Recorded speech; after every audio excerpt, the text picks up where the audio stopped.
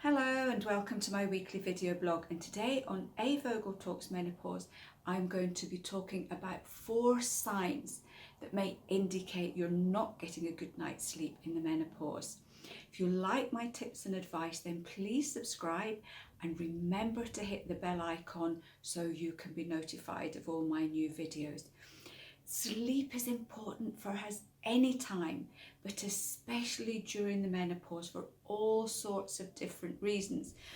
Problem is in the menopause that there are so many things that can go wrong and so many things that can interfere with our sleep. So number one is that the main issues are things like falling estrogen. When our estrogen drops, this interferes with the way that we fall asleep and the way that we stay asleep, and very often we're sleeping at a much shallower level. Therefore all sorts of things can wake us up that can interrupt our sleep and also prevent us from falling back to sleep as well. We have stress and anxiety. If we're really stressed, if we're really anxious, that can stop us falling off to sleep. And many women can end up waking up really early in the morning, 3 or 4 o'clock, and the stress palpitations suddenly kick in, and then you can't get back to sleep. So you're getting a very short span of a good night's sleep. It can be the bladder. Your bladder can become weaker, which means you may have to get up 2 or 3 times during the night just to go to the toilet. We've got the famous old night sweats that are probably one of the most common symptoms that will interrupt our sleep, and also other symptoms such as restless legs and hot burning feet. Number 2 is you're not getting enough sleep every night, and really you need probably about 7 to 9 hours of sleep in order for that to do your body good. Problem is, again, in the menopause, with all the physical changes that are going on, our body needs extra rest. So sometimes we're going to need more sleep, and if we're busy, we're not going to bed early enough, and that can have quite a big impact on the length of our sleep and also the quality of our sleep as well. It's taking you longer to get off to sleep, and the Sleep Council have done a bit of research, and they have shown that if you can fall off to sleep within 10 to 15 minutes of getting into bed, then your quality of sleep can be quite good. If it's taking you longer than 30 minutes to fall asleep, then your sleep efficiency, so that is the level at which your body can get proper rest, can drop quite dramatically. Number 3 is you regularly wake up more than once. Now again, this can be due to things like going to the toilet, your night sweats waking you up, just waking or being that less in a deep sleep. The problem is the more times you wake up, the more your whole sleep pattern is disrupted, and you don't get both the shallow sleep and the deep sleep, and we need both of those to have a healthy sleep.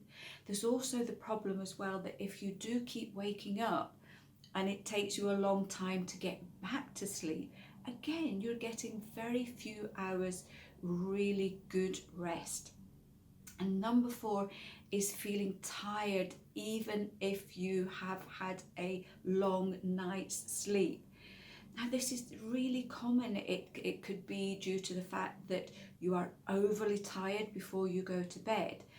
If you're overly tired, very often your brain goes into overdrive, your nervous system goes into overdrive, and those 2 things will impact on your sleep too. You will not get a restful sleep.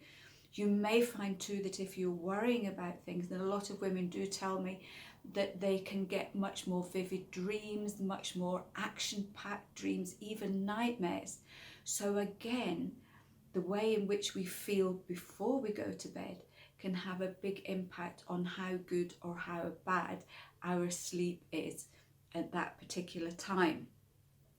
If you find that you are really sleeping very, very badly every single night, maybe an idea just to get this checked out by your doctor, because there is a condition called sleep apnea.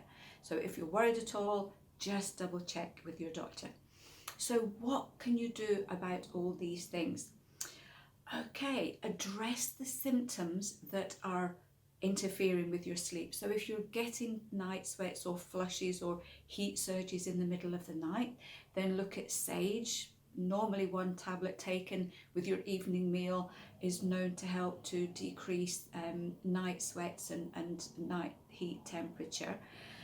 If you find that you're getting restless legs, look at magnesium. If you find that your brain's going 10 to the dozen and you can't switch off when you get into bed, then you can look at one of the lovely flower essences such as the night essence. Get a good sleep routine going. Do that little bit of relaxing an hour before bed if you can. If you find that you're really struggling to get off to sleep, maybe just have a little read or listen to some nice calming music just to set the scene. And remember, if you like a bath or a shower before bed, don't have it too hot, because again, that can interfere with your temperature regulation, and that might also be a trigger for your night sweats as well. Don't look at alcohol to help you sleep.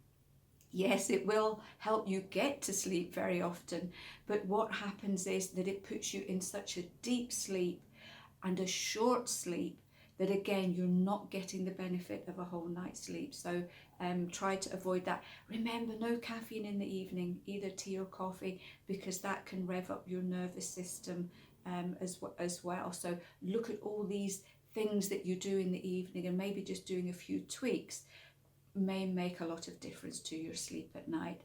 If you're really struggling, we have our lovely licensed sleep remedy called Dormezan. It's in a liquid form, and you can take that maybe about 30 minutes before bed. If you wake up in the middle of the night, you can also take a smaller dose just to help yourself get back off to sleep. Again, if you're really worried about sleep, if it's beginning to impact on your health and your general well-being, if you've tried all the tips and find that they don't work, again, that's the point. Please just go and check with your doctor to make sure that there's not maybe any other underlying health issues that are going to cause problems. As usual, if any of you out there have any really good tips, if there's things that you've found have made such a difference to your sleep, then please share them. We would love to know. And until then, I'll see you next week for another edition of A Vogel Talks Menopause.